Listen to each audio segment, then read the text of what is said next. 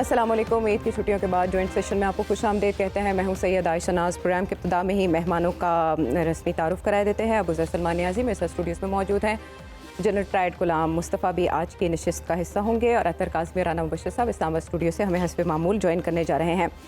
ईद की छुट्टियों में जो बड़ा ब्रेक थ्रू हुआ वो IMF डील थी। तकरीबन 8 माह से हुकूमत इसकी तलाश में थी, तो दीदावर चमन में पैदा हो चुका है। IMF ने इस पर आमादगी का इजहार कर दिया है। अभी इस पर बाकायदा एक मीटिंग 12 जुलाई को होगी, जिसके बाद ये किस्त जारी कर दी जाएगी। अलबत्ता इसमें थोड़ी सी चेंज है। एक्सटेंडेड फंड फैसिलिटी के बजाय अब हम देख रहे हैं कि स्टैंड बाय एग्रीमेंट हुआ है। इसका डिफरेंस क्या है ये भी हम प्रोग्राम में आज बात करेंगे इन डिटेल।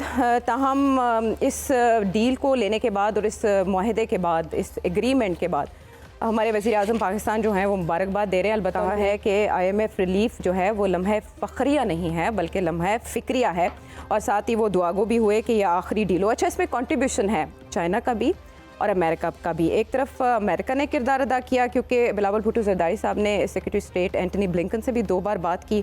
दूसरी तरफ IMF की जो MD हैं उनके साथ हमारे वज़ीर आज़म ने मुलाकातें भी की, फ़ोन टॉक्स भी हुई और अमेरिका की भरपूर सपोर्ट इसमें शामिल है। जबकि दूसरी तरफ आज हमें ये बताया है वज़ीर आज़म ने भी और वज़ीर ख़ज़ाना भी बता चुके हैं कि अगर चाइना हेल्प ना करता तो मामला कुछ और होता। और अब जहाँ जहाँ से फ़ंड्स रुके थे, जहाँ जहाँ से सपोर्ट रुकी थी, वहाँ से आने के इम्कानात पैदा हो चुके हैं।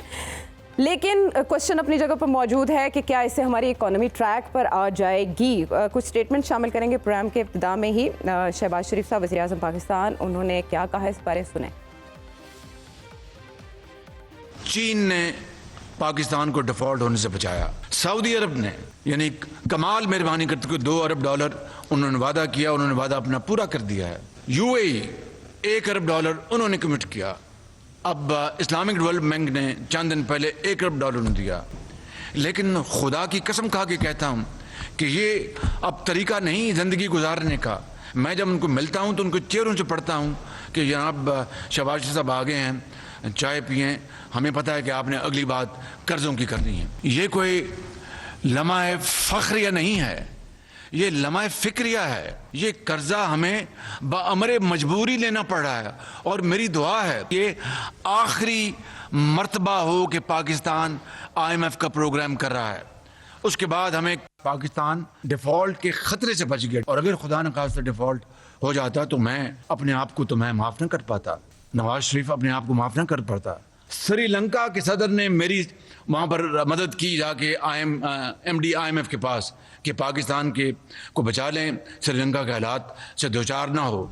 मगर यहाँ पर बैठे दोस्तनुमा दुश्मनों ने ये कहा कि ये श्रीलंका बनने जा रहा है पाकिस्तान। ये पाकिस्तानियत है, ये हुब्बुल वतनियत है। मैं समझता हूँ कि इससे बदतरीन साजिश पाकिस्तान के खिलाफ कोई और हो नहीं सकती। बिल्कुल, यानी किसी ने सिफारिश की, किसी ने बिनती की, उसके बाद जाके ये मुमकिन हो पाया। अब तो ऐसा हिसाब है कि जो दे उसका भी भला, जो ना दे उसका भी भला। अब सारी उम्मीदें जो हैं वो पैदा हो चुकी है। ज़ाहिर है सभी की तवक्कुआत जुड़ी थी IMF के साथ इस डील से, लेकिन इस डील में शराइत क्या हैं और मुज़ाकरात इतना अर्सा डिले क्यों होते रहे, ये अभी सामने आना बाकी है और शायद ये अवामी के सामने आएगा। एहसन इकबाल साहब क्या फरमा रहे हैं वो सुने।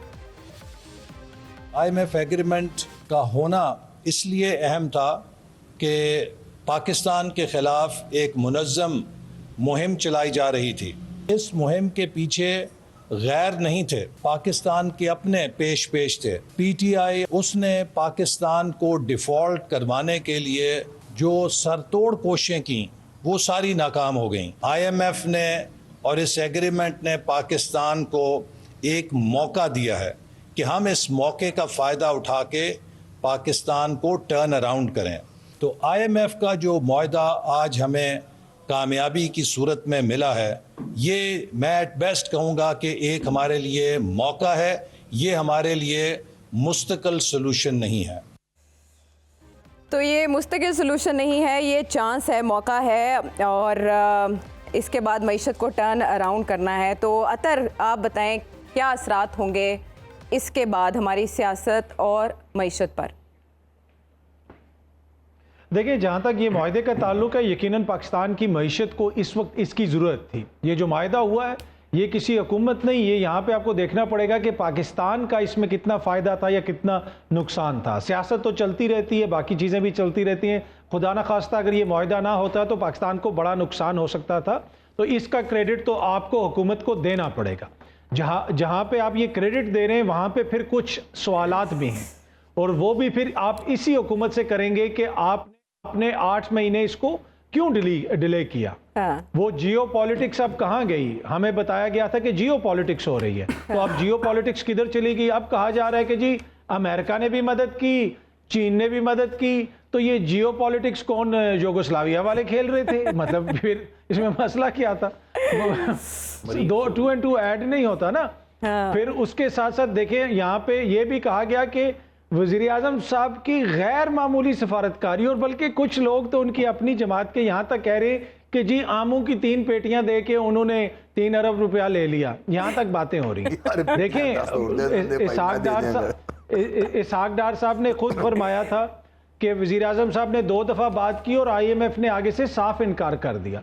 अगर 8 महीने डिले हुआ और फिर हमारे वज़ीर आज़म साहब की गैर मामूली सफारतकारी हुई, तो उसमें कुछ सवालात उठते हैं कि इन 8 महीने के अंदर वो कौन सी 8 शराइत हैं जो IMF से हमने मनवाई और जिनकी वजह से ये डिले हुआ। चलें 8 नहीं तो 4 बता दें, 4 नहीं तो 2 बता दें, कौन सी शराइत थी जो हमने IMF से अपनी मनवाई। हमने अगर उनकी शराइत माननी थी तो यही मुआहिदा 8 महीने पहले हो जाता। तो क्या पाकिस्तान के रुपए की कदर इतनी ज्यादा कम होती?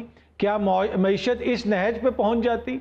और दूसरा, एक और जो इस मुआहिदे की जो सबसे यूनिक चीज़ है वो बड़ी इंपॉर्टेंट है, वो ये है कि ये पाकिस्तान की तारीख का पहला मुआहिदा है जिसमें सहाफ़ियों ने, दानिश्वरों ने हुकूमत को मुबारकबादें दी हैं और वज़ीर आज़म साहब को कहा है कि बेहतरीन जनाब ये हो गया। ऐसा तो कभी हुआ ही नहीं पाकिस्तान की तारीख में। लगता है ऐसे था कि IMF जो है उसको हमने पैसे दिए हैं, हम उस पोजीशन में आ गए जैसे मुबारकबादें दी जा रही हैं। हाँ। लेकिन नाक की लकीरें पहली बार इतनी IMF ने निकलवाई हैं। आप खुद देखें अतर, उसके बाद इतनी मुबारकबाद देनी तो बनती है। आपने तो क्रेडिट भी दे दिया इस हुकूमत को। देखें आप तक ने, यानी कि अतर काज़मी ने, आने वाले इंटरिम प्राइम मिनिस्टर, हाँ इंटरिम प्राइम मिनिस्टर, देखें मैंने जी आप वही ना निगरान वज़ीर आज़म हूँ मैं, तो कुछ तो मैंने अब ये पॉलिसीज लेके चलनी है, तो अब मुझे थोड़ी सी चीज़ों को देखना पड़ता है मुझे। अच्छा, वो मैं छोटा सा इस चीज़ पे ख़त्म कर रहा था। देखिए लकीरें IMF ने निकलवाई हैं या नहीं, इस हुकूमत की मौशी पॉलिसियों के नतीजे में यकीनन अवाम की नाक की लकीरें निकल गई हैं। इस वक्त जो सिचुएशन है वो आइडियल नहीं है, और ये वो सारे बड़े सख्त क्वेश्चन हैं जिसका हुकूमत को जवाब देना पड़ेगा कि जनाब आपने इसमें इतनी ताख़ीर क्यों की। बिल्कुल, ये अपनी जगह पर बहुत अहम सवाल है। और नाक की लकीरें अवाम की तो अबू ज़र इतनी निकल चुकी है, तो अब नाक तो रही नहीं, स्पाट हो चुकी है। जो अतर ने बड़ी दिलचस्प बात की, उन्होंने कहा कि फी पेटी तकरीबन $1 अरब फी पेटी से मिला। लेकिन तो मैंने कहा था अगर 2-4 और दे देते, 2-4 और 64 की देते। अच्छा, लेकिन अबू सर क्रेडिट वाकई हुकूमत का बनता है। अत्तर साहब ने तो कुछ नाम लिए कि हमारे मीडिया में दोस्त हैं जो इस पे मुबारकबाद दे रहे थे। अच्छा, कुछ स्टेटमेंट्स हैं थोड़ी छोटी। ये शहबाज शरीफ साहब कह रहे हैं जब PTI की गवर्नमेंट थी, ये $1 बिलियन के लिए IMF के आगे ढेर हो गए। अवाम दुश्मन IMF डील से निकलो, बिलावल भुट्टो साहब। हमें IMF का गुलाम बना दिया गया, एहसन इकबाल साहब। हमारी IMF नाक से लकीरें खिंचवा रहे हैं, मरीम नवाज साहिबा। ये IMF बिल सकूते ढाका से भी बड़ा सरेंडर है, ख्वाजा आसिफ साहब। तो अब ये सकूते ढाका नहीं है, अब ये क्या है? देखें, आपने सकूते ढाका तो आपको तो जाना था IMF में, वन वे और अदर वे आपने जाना ही जाना था। लेकिन जो 8 महीने का आपने डिले किया है, अब वो इंटरनेशनल पावर्स कहाँ गई जो आपको बिल नहीं, आपकी जिद थी, आपने खुद कहा था हम उनको आंखें दिखाएंगे, हम डिक्टेट नहीं होंगे। अब आप डिक्टेट भी हुए हैं। अब आपने एनर्जी की प्राइसेस भी बढ़ानी है, इलेक्ट्रिसिटी प्राइसेस भी 8 रुपीस पर यूनिट सुना बढ़ है। अब सारा कुछ वही कर रहे हैं जो आपको उन्होंने ऑलरेडी कहा हुआ था। जो 8 महीने इंडस्ट्री को नुकसान हुआ इस मुल्क की, आपके जो बिजनेस बंद हुए हैं, लोगों को अनएम्प्लॉयमेंट क्रिएट हुई है, उसके बाद इन्फ्लेशन आपके मुल्क में आई है, उसके लिए कौन रिस्पॉन्सिबल है, कौन जवाबदेह है? और ये जो एग्रीमेंट है ये स्टैंड बाय एग्रीमेंट है, ये कोई आपका लॉन्ग टर्म एग्रीमेंट नहीं। हम 23 पहले कर चुके हैं, उसमें से एक ही कंप्लीट किया है हिस्ट्री में हमारी। लेकिन ये स्टैंड बाय एग्रीमेंट है 9 महीने बाद, उसके बाद शुरू से आपका एक नया एग्रीमेंट होगा। तो इसमें इनके शॉर्ट टर्म ऑब्जेक्टिव्स होंगे, मुल्क का आगे क्या होना है क्या नहीं होना, this is not the objective. Objective ये था कि हमने एक ऐसा बजट लेके आना है जिससे हमें इतना बैकलैश ना फेस करना पड़े कि हमारे पास कुछ पैसे आ जाएं। अब देखें, एग्जाम्पल मैं दूंगा आपको। मैं इकोनॉमिक हिस्ट्री पढ़ा था इंडिया की 1991, उनके पास फॉरेन एक्सचेंज रिजर्व में कुछ भी नहीं रह गया था। इनफैक्ट 70,000 टन जो था सोना था वो इंडिया ने अपने जहाज़ों से भिजवाया था स्विट्जरलैंड और ब्रिटेन के बैंकों में कि वहाँ से कुछ फॉरेन करेंसी वो ले लें। मतलब ये इतने बुरे हालात थे। फिर मनमोहन सिंह ने 91 में स्पीच की थी, फाइनेंस मिनिस्टर बने थे, एक पॉपुलर गवर्नमेंट इलेक्ट होके आई थी, उन्होंने आके अपना पूरा बयानिया दिया कि हम किस तरह पॉलिसी देंगे, क्या चेंजेस थी। उन्होंने टैरिफ्स खत्म कर दिए, उसके अलावा उन्होंने करेंसी को फ्री कर दिया, अपनी और बहुत सारी उनसे स्ट्रक्चरल चेंजेस की थी। जब तक स्ट्रक्चरल रिफॉर्म्स नहीं आएंगे आपके मुल्क के अंदर, आपकी इकोनॉमी ठीक नहीं होगी। ये आप सिर्फ कह रहे हैं कि आप दर्द की दवा को इंजेक्शन से खत्म कर रहे हैं, जहां से दर्द आ रहा है उसको खत्म नहीं कर रहे। लेकिन ऐसे लोगों से आप एक्सपेक्ट भी नहीं कर सकते, कोई विजनरी लोग ये नहीं है। इसाक डार साहब आपके मुल्क के वजीर खजाना है, ये वो इंसान हैं जिन्होंने 164 की स्टेटमेंट दी हुई है कि I was involve in money laundering. ये अदालत में रिकॉर्डेड एफिडेविट है उनका। देखें, ये फिर वही बात हो गई। एक छोटा सा बिल्कुल खत्म करूंगा। 326 BC के अंदर सिकंदर आजम और राजा पोरस जो था, उनका आपस में मैच पड़ा, जंग हुई। ये हेडिस्पी रिवर कहते थे, अब उसको दरियाए झेलम कहते हैं। वहाँ पे जंग हुई तो हार गए, क्या कहते हैं, राजा पोरस। तो सिकंदर आजम ने पूछा कि बताओ तुम्हारे साथ क्या सलूक किया जाए। हमें तो ये बताया गया है ना, उसने कहा था वही सलूक करो जो बादशाहों के साथ बादशाह करते हैं, हारा हुआ जीता हुआ।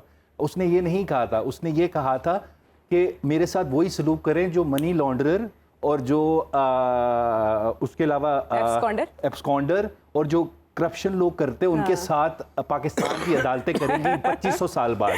तो उसने कहा था अच्छा, तो इसका मतलब है कि तुम बादशाह बनना चाहते हो। तो उसने कहा था मैं तुम्हें गवर्नर बना देता हूं। तो फिर वो गवर्नर बना के उसने उसको वहां पे सीट दे दी। तो हमारे मुल्क में भी यही हो रहा है। You don't have visionary people. आपके पास वो लोग हैं जिन पे करप्शन चार्जेस है, करप्शन के केसेस हैं, अदालतों में सबूत है, हुदैबिया पेपर पे आपके सामने केस है, and this man is leading your finance, your economy. So chaos and anarchy and trouble is bound to happen in your country. Economic आपका डिस्ट्रेस आएगा। जितना मर्जी बड़ा एडम स्मिथ बना ले, इसाक डार साहब को होना वही है आपके मुल्क में जो होना है। ये इनके विजन ही नहीं है कि आप इस तरह के कोई चेंजेस लाए। मनमोहन सिंह जैसे वो चकवाल पैदा हो गए थे लेकिन चले गए थे, इधर ही रह गए, तो मेरे ख्याल से तो पाकिस्तान थोड़ा बेहतर हो गया था। ये तो बड़ी डिसअपॉइंटमेंट वाली बातें हैं, जितनी वैसे आपने पेचीदगियां यहाँ गिनवा दी हैं। ये विजनरी नहीं है, लेकिन आपने देखा, आपने एक बात नोट करें, हमारे पैनल में राना मुबश्शिर साहब बड़े विजनरी हैं। आपको पता है जब बहुत से इफ्स एंड बट्स थे, तब भी राना साहब पूरे वसूख से कहते थे, पहले ये कहते थे इलेक्शंस टाइम पे नहीं होंगे, वैसा ही हुआ, और फिर ये कहते थे मिल जाएगी किस्त। लेकिन राना साहब ये क्या 1.1 के बजाय 3, वो भी stand by agreement, extended fund facility के बजाय। एक तो ये कि डिफरेंस क्या है, और मूडीज़ का ये कहना है कि इतना हाईएस्ट इन्फ्लेशन हमारे यहाँ, और फिर हाईएस्ट इंटरेस्ट रेट भी है, फिर जो गवर्नमेंट एक्सपेंडिचर्स है वो भी हाईएस्ट है। इनके होते हुए और रिफॉर्म्स की एब्सेंस में हमारी इकोनॉमी ट्रैक पर कैसे आएगी राना साहब? It's a very tedious job, बड़ा मुश्किल काम है। और इसमें देखें, जो मिलनी थी चंक आपको वो मिल जाएगी। मैंने कहा था इलेक्शंस के आगे पीछे आपको मिल जाएगा। ओह सॉरी, बजट के आगे पीछे मैंने कहा था आपको मिल जाएंगे पैसे, और जुलाई में मिल जाएगा, वज़ीर आज़म कह रहे हैं जी।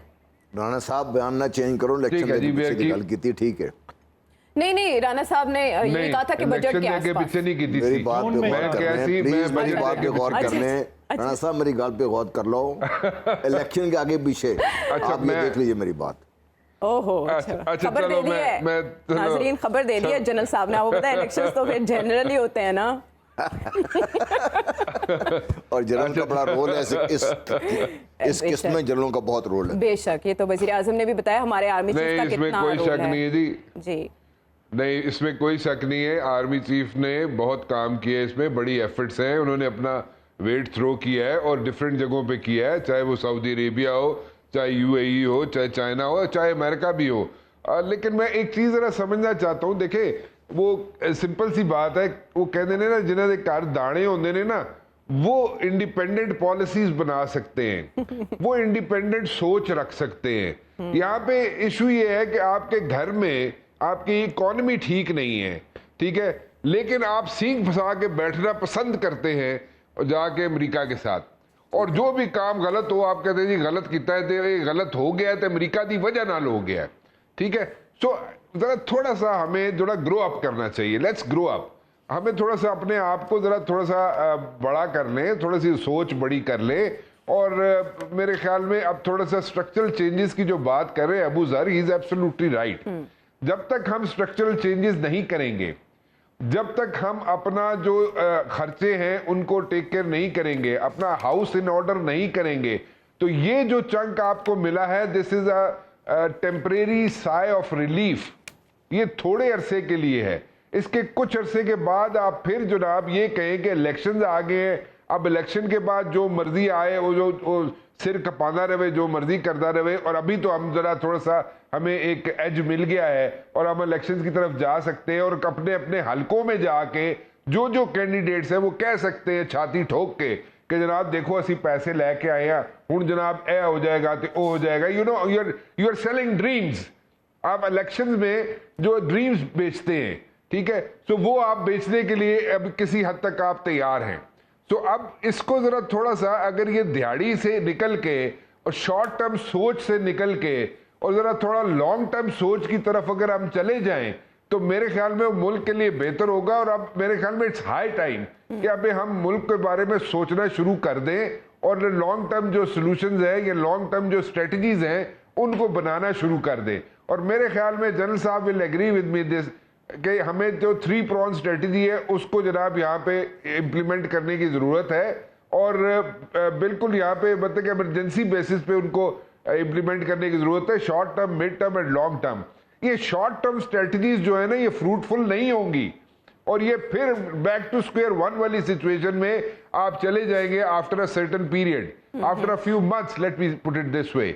और एक और बात है कि अगर आप यहाँ पे इन्वेस्टमेंट लाना चाहते हैं और लोगों को यहाँ पे बुलाना चाहते हैं और आप खुद कह रहे हैं कि जनाब मुझे बड़ा दुख होता है, प्राइम मिनिस्टर साहब कह रहे हैं कि जी मुझे बड़ा दुख होता है कि चाह पी लो तो अगली कहानी तुसी की पानी है मुझे पता है। जिसके पास भी प्राइम मिनिस्टर साहब गए हैं तो वो उस चीज़ से मेरे ख्याल में हमें निकलना चाहिए। हमें थोड़ा सा जनाब अपने आप को जरा थोड़ी सी इज्जत और आबरू के साथ जरा सर उठा के चलने की ज़रूरत है। और उसमें जब आप रिफॉर्म्स नहीं करेंगे, आप स्ट्रक्चरल चेंजेस नहीं लाएंगे, आपके पास जो एसेट्स पड़े हुए हैं जो कि गवर्नमेंट एक्सचेकर के लीकेज है और फाइनेंशियल लीकेज है और करोड़ों अरबों रुपए वहां से लीक हो रहे हैं, जब तक आप उनको प्रॉपरली उसको प्राइवेटाइज नहीं करेंगे और जिसपे कोई इफ्स एंड बट्स ना हो तो फिर आप तो गल बढ़नी है। लेकिन आपने अगर इसी तरह चलना है और इसी तरह चीजें लेके आगे चलनी हैं तो फिर आई वुड से कि it would be a short term relief.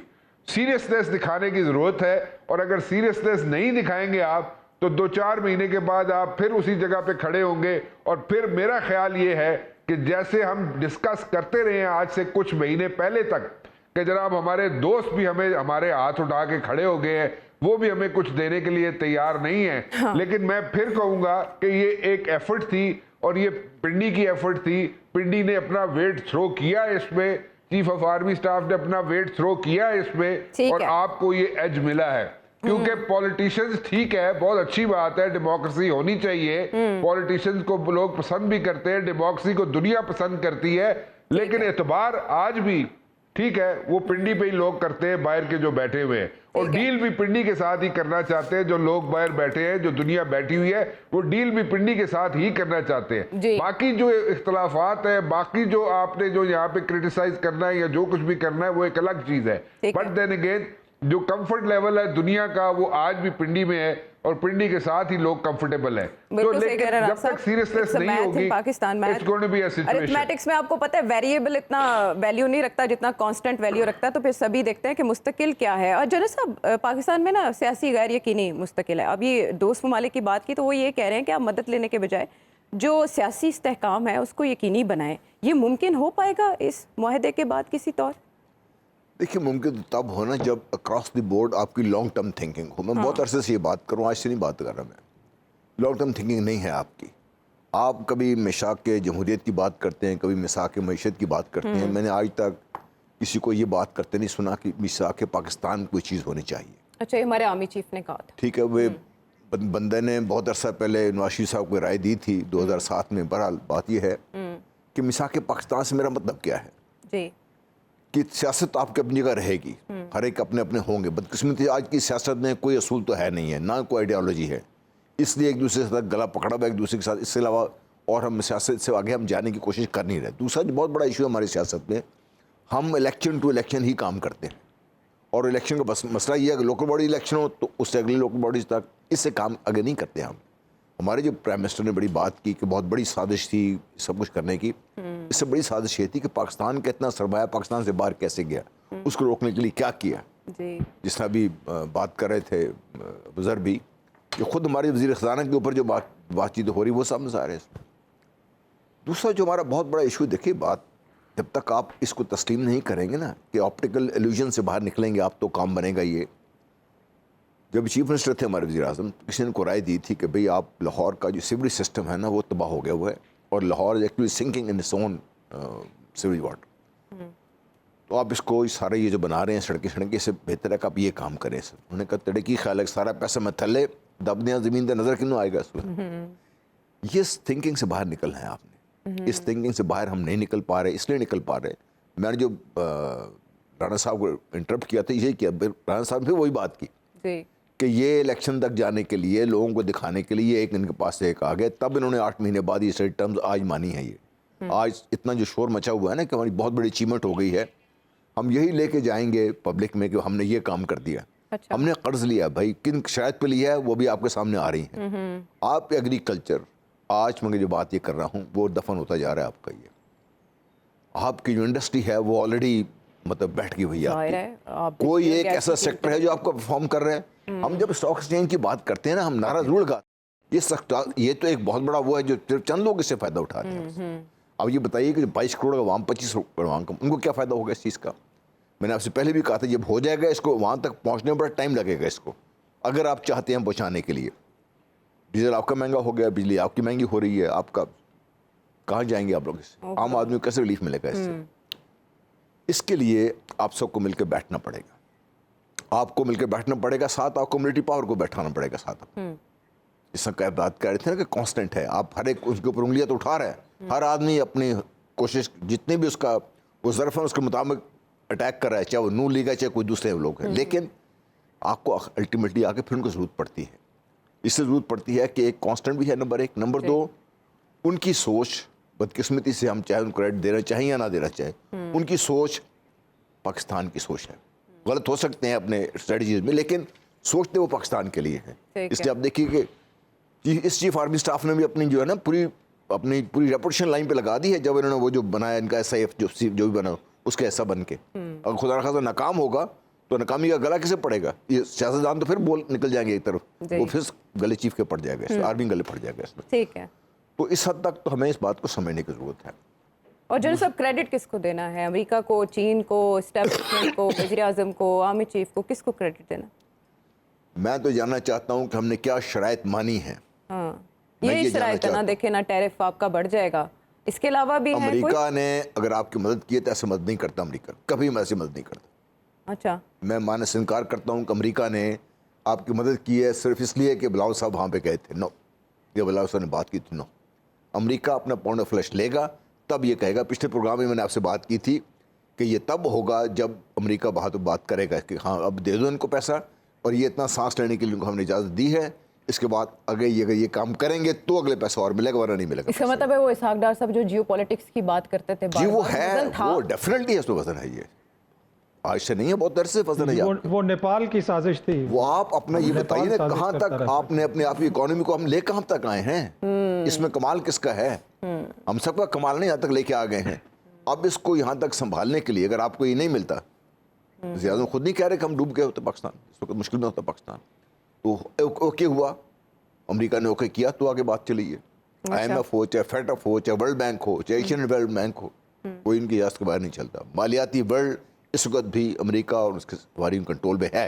ठीक है, चीन अपना वजन बढ़ा रहा है उसमें, लेकिन अभी तक उस स्टेज पे नहीं पहुंचा जहां पे वो वेस्टर्न इकोनॉमिक वर्ल्ड का मुकाबला कर सकते। ठीक है, चले क्रेडिट किसको देना है ये तो अभी जी अतर प्लीज ऐड। आयशा एक छोटी सी चीज़ देखें, ये सारे दोस्तों ने बड़े इंपॉर्टेंट पॉइंट्स यहाँ पे रेज किए, और जब निगरान हुकूमत जब भी आती है हमारी कोशिश होगी कि इन तमाम पॉइंट्स को हम ऑन बोर्ड लें, राना साहब के पॉइंट्स निकाल के, तो बाकी सारी चीज़ों पे हम जो है उसमें फाइनेंस मिनिस्टर कौन होगा करेंगे। अभी आज फाइनेंस की बात हो रही है, तो आप अपनी कैबिनेट में फाइनेंस मिनिस्टर किसे रखना पसंद करेंगे अतर? हम रखेंगे नहीं, इसलिए कि उसका खर्चा ही पड़ता है, काम तो चलता है कोई नहीं, हम इकॉनमी की जो हालत वो हम रखें, वहाँ पे हम खर्चा बचाएंगे। आप भी शहबाज शरीफ साहब के नक्शे कदम पे हैं। अपने जमाने में उन्होंने सारी मिनिस्ट्रीज अपने पास ही रखी थी, जब वो अच्छी खासी मिनिस्ट्रीज अपने पास, वो भी रखी थी पावर कंसंट्रेट करने के लिए। हाँ, बस यही है सियासत के खेल। बहरहाल इस गवर्नमेंट का अब तकरीबन काउंटडाउन शुरू हो चुका है, 40 से 41 दिन बाकी हैं। इसमें मुल्की मंजरनामा क्या हो सकता है और बैरून मुल्क बैठे लोग क्या मशवरे कर रहे हैं, ब्रेक के बाद आके बात करें।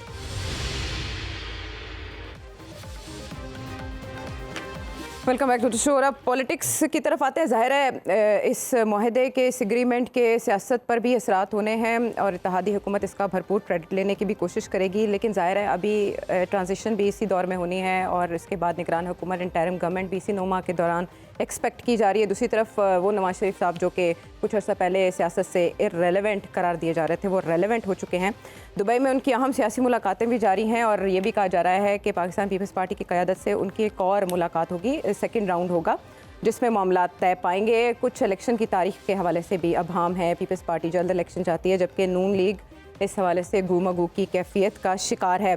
अतर keeping this agreement in mind और दिस डील, आप समझते हैं कि इलेक्शन से पहले ये गवर्नमेंट जो है वो मुश्किल माशी फैसले करने के काबिल होगी?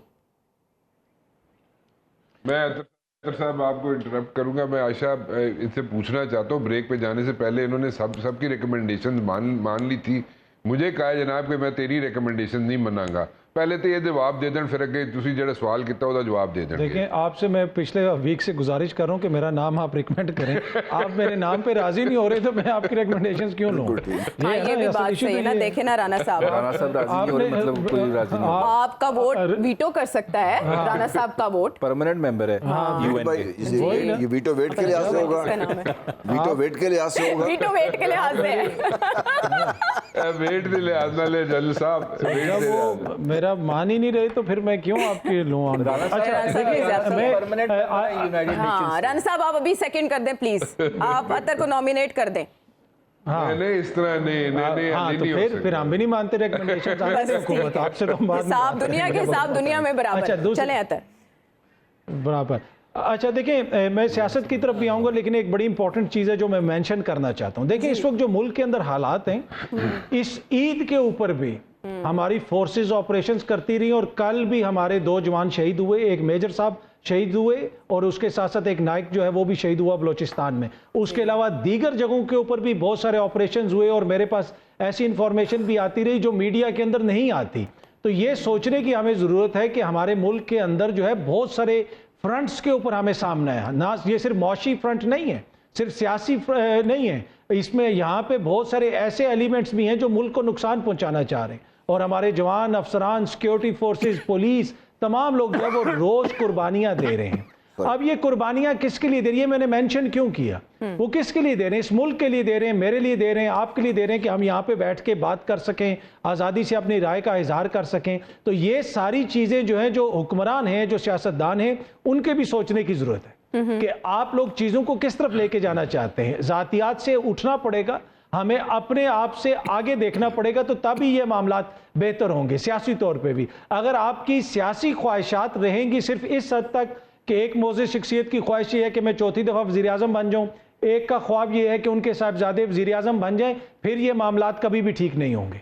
आपको सेल्फलेस होना पड़ेगा और सेल्फलेस होकर पाकिस्तान के मफाद को सामने रखना पड़ेगा और उसमें हर किसी का किरदार होगा। अब क्या ये इस पोजीशन में होंगे कि ये कोई फैसले ऐसे कर सकें? ये फैसले तमाम कर सकते हैं, तमाम मोअज़्ज़ज़ दोस्त हैं, ये इस काबिल भी हैं कि ये अच्छे फैसले कर सकें, लेकिन उसकी बुनियादी शर्त आयशा ये है कि आपको अपनी ज़ात को पीछे रखना पड़ेगा, मुल्क के मफाद को आगे रखना पड़ेगा। और जो मैंने शुरू में मिसाल दी है ना कि कुछ लोग मुल्क के मफाद को यहाँ तक आगे रख रहे हैं कि वो अपनी जानों के नजराने दे रहे हैं, तो ये सोचने की जरूरत है ना हम सबको। तो मैं इस चीज़ से बिल्कुल पुरुमीद हूँ कि पाकिस्तान में बहुत बेहतरी आ सकती है, मईशत बेहतर हो सकती है, हालात बेहतर हो सकते हैं, लेकिन हम सबको अपना अपना रोल प्ले करना पड़ेगा। पर बदकिस्मती से जो सियासी क़यादत है इस वक्त मुझे ये लगता है कि वो अपने ज़ाती और सियासी मफादात से आगे नहीं देख रही। बिल्कुल ठीक है। अच्छा अबू सर, आप समझते हैं अब जो IMF के रिप्रेजेंटेटिव है जो पाकिस्तान में, उन्होंने स्टेटमेंट दी थी कि उम्मीद है कि ये हुकूमत आइन के ऊपर अमल करेगी, तो इस मुआहदे के बाद आप समझते हैं कि इलेक्शन टाइम पे हो सकेगा, हो पाएगा? देखें, मुझे नहीं पता कि कंडीशंस नॉर्मली जो आईएमएफ की होती हैं उसमें तो इस तरह की कोई कंडीशन नहीं होती कि अगर कोई वॉलेशंस हो रही हैं पे तो वो जोर देते हैं ना, तो जाहिर है वो तो तभी जाहिर आएगी बात ना। है। देखें, इकोनॉमिक ग्रोथ का एक इंग्रेडिएंट है पॉलिटिकल स्टेबिलिटी। तो जो लोग आपको पैसे दे रहे हैं वो जाहिर बात है चाह रहे होंगे कि इस मुल्क में इलेक्शन हो, पॉपुलर गवर्नमेंट आए और उसके बाद वो जो प्रोग्राम आईएमएफ का है उसको ऑन भी करे और उसको आगे इन्वेस्टमेंट भी तो चलाए भी तभी सही। आएगी ना जी, जब ऐसी बिल्कुल। गवर्नमेंट आए जिसके पास मैंडेट हो। देखिए, फॉरेन डायरेक्ट इन्वेस्टमेंट जो होता है उसका डायरेक्ट ताल्लुक होता है आपके मुल्क की एक तो security situation plus political stability से। तो वो तो जाहिर ही बात है एक आपका मेन फैक्टर है, उसके बगैर तो नहीं हो सकता। शायद कुछ चीज़ें हमें फॉर्मल भी पता हों जो उनकी डिस्कशंस हुई हैं, शायद कुछ ऐसी बातें भी हों जो उन लोगों को कहा गया हो, या शायद किसी ऐसे मुल्क से कहा गया हो जो इन्फ्लुएंस भी कर सकता हो आईएमएफ को कि आप मुल्क के अंदर इलेक्शन कराएं, आइन को इम्प्लीमेंट कराएं, फ्री एंड फेयर इलेक्शन हो।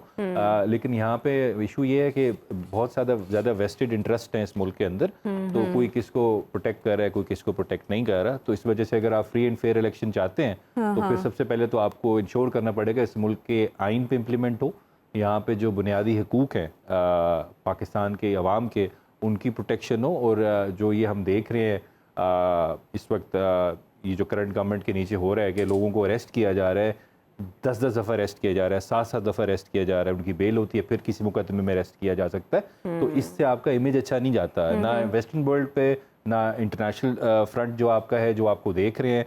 लेकिन क्योंकि जमहूरी मुल्कों में ऐसे नहीं होता, आप एक फाशिस्ट अगर मुल्क की पिक्चर प्रेजेंट करेंगे दुनिया को और फिर आप एक्सपेक्ट करेंगे वो हमें समझें कि ये सोचें, उनको ये लगे कि ये एक जमहूरियत पे या रूल ऑफ लॉ पे चलने वाला मुल्क है, तो मेरे ख्याल से ये फिर ख्वाब ही है। इफ़ विशेस वर डिज़ायर्स, वो वाली बात ही हो गई। लेकिन जब तक आपके मुल्क में आइन और रूल ऑफ लॉ नहीं होगा तो यू कैन नॉट एक्सपेक्ट के आप इस तरह का ट्रस्ट किया जा सके। कल एक अहम पेशी है और उसको पहले ही देखा जा रहा है एक अरेस्ट के तौर पर। देखिए, ये तो अब एक वो बन गया ना, मैंने देखा है कि जब भी कोई केस लगता है, ख़ासकर जब को इस्लामाबाद जाना होता है, तो उससे पहले कुछ खबरें आने लग जाती हैं कि कल अरेस्ट हो सकते हैं। उन्होंने खुद बल्कि इस खदशे का इजहार किया है कि वो जाहिर बात है जब खबरें चलना शुरू हो जाएंगी। अब जंसार अब्बासी साहब मैंने देख रहा था, उन्होंने भी एक ट्वीट प्रोग्राम को वीडियो उन्होंने जारी की और भी लोग कर रहे थे, तो एक खबर तो इस तरह चलती है। लेकिन अभी तक तो हमने देखा है केस में कितनी अरेस्ट उसी दिन ही किया जब जिस दिन एक्सपेक्टेशन नहीं थी अरेस्ट करने की। कल है, तो कल आज अगर केस किस रुख पे है, किस मोड़ पे है? देखें, ये आई डोंट नो कौन सा केस है, सॉरी 170 केस हैं, मुझे नहीं आइडिया कितने केसेस हैं। एक तोशा खाना केस में मुझे अभी तो नहीं लगता कि कोई अरेस्ट होते हुए नजर है। नैब के केसेस में नॉर्मली इस तरह अरेस्ट हुआ नहीं जाता। नैब के अलकादर में तो अरेस्ट वारंट देखें, सेक्शन 24 कहता है आपने अरेस्ट वारंट इशू करना है। अरेस्ट वारंट इशू होगा और उसकी कंडीशंस हैं, उस आप दिल में हवा में नहीं कर सकते। ये पहले वाले एडवेंचर से सबक सीख लेना चाहिए नैब को, इस वजह से तरीकाकार है। और अगर कोई बेल डिसमिस होती है तो फिर अगर वो कंफर्म नहीं होती तो then you can be arrested. लेकिन ये डिपेंड्स के हियरिंग में क्या होता है, किस तरह का होता है। अच्छा, जज साहब, इस्लामाबाद हाई कोर्ट के जज साहब पे जो एतराज़ किया, ब्रेक पे जाने से पहले अगर आप उस बारे में भी हमें गाइड कर दें कि उस देखें, मुझे उसका इतना आई एम नॉट अवेयर। मेरे ख्याल से उसमें मैंने वो कंप्लेंट पढ़ी है, उसमें ये लिखा गया है कि माजी के ने कुछ हवाले दिए, जैसे एक टेरियन वाइट वाला केस दिया कि जिसका फैसला आया था और फिर वो आपने बेंच रिकॉन्स्टिट्यूट कर दिया, आप नहीं कर सकते थे, आपके पास पावर नहीं थी।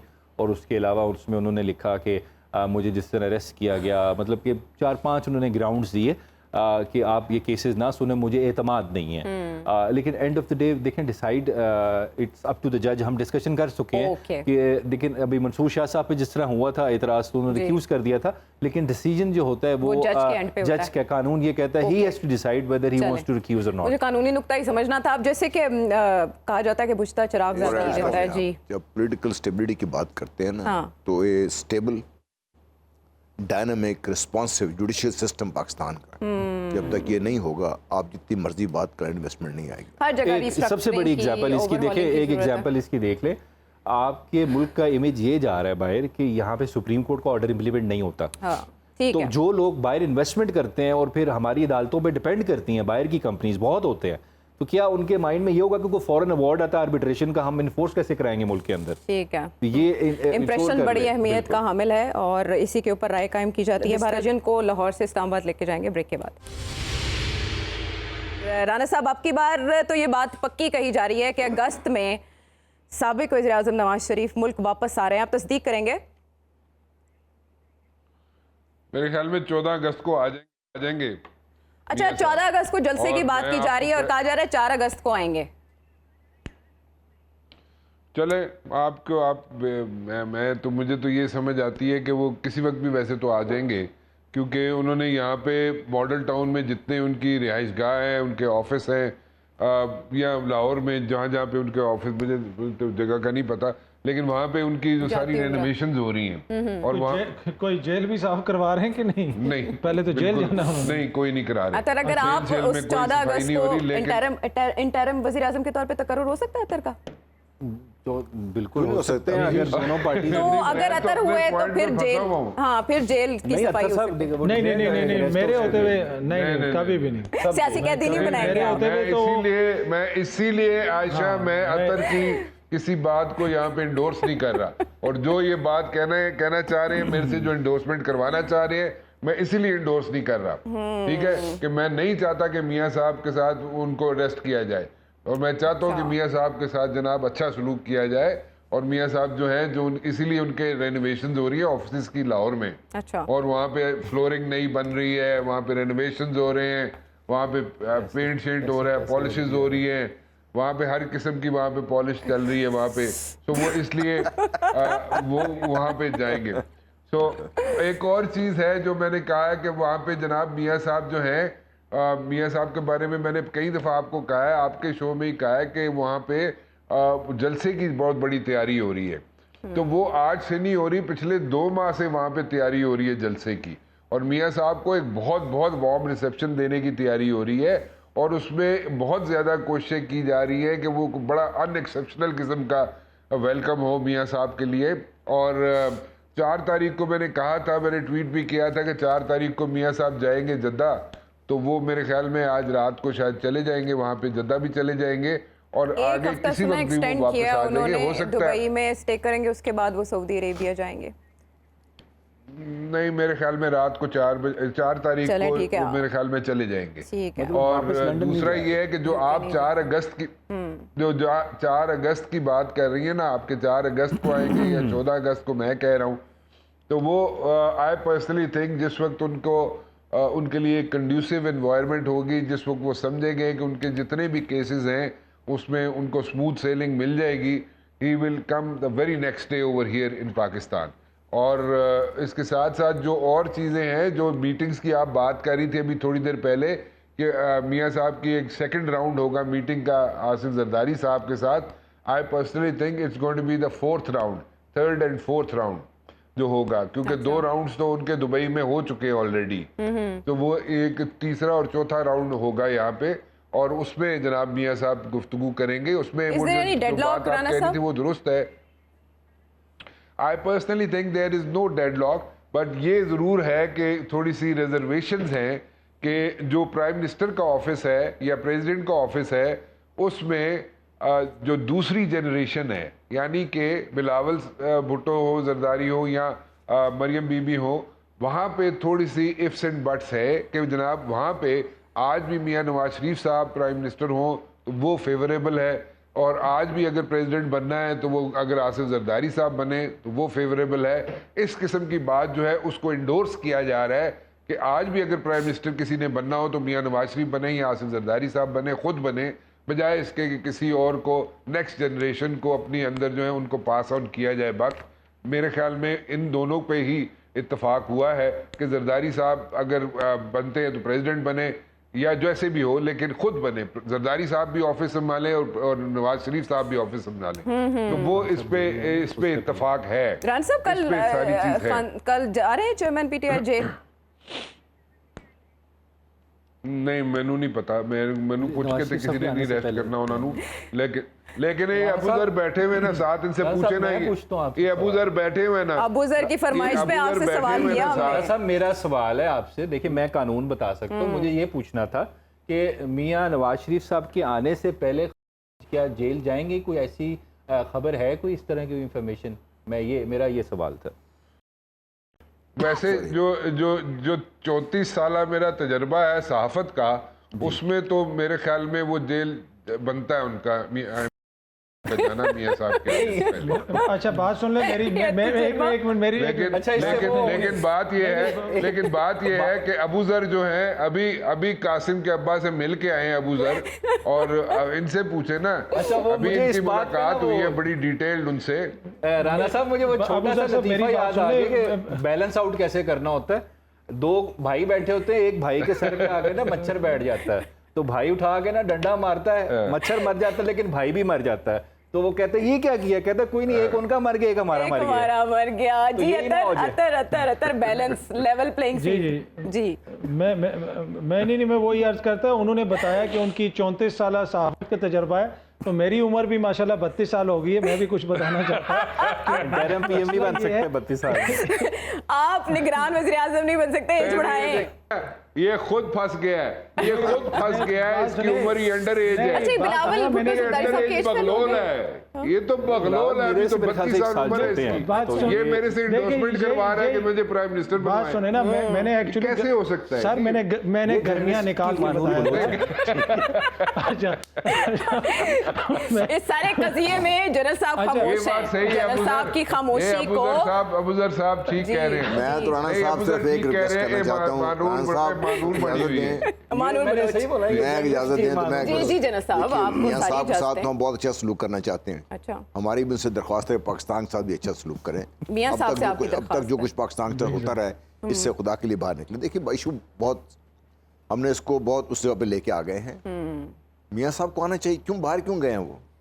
इलाज तो नहीं क्यों भेजे करवाया आपने? मैंने तो नहीं भेजा, इलाज करवाने गए थे ना। हाई कोर्ट ने इलाज तो नहीं करवाया उन्होंने, इलाज के लिए वापस तो वो उनका जाना, उनका वापस आना। अगर इस तरीके से आपकी सियासत चलेगी ना, मैं जो बात पहले कर रहा था, जब आपका अदालती निज़ाम पे इतना बड़ा सवाल निशान उठेगा ना, तो आप सब कुछ बाकी भूल जाए।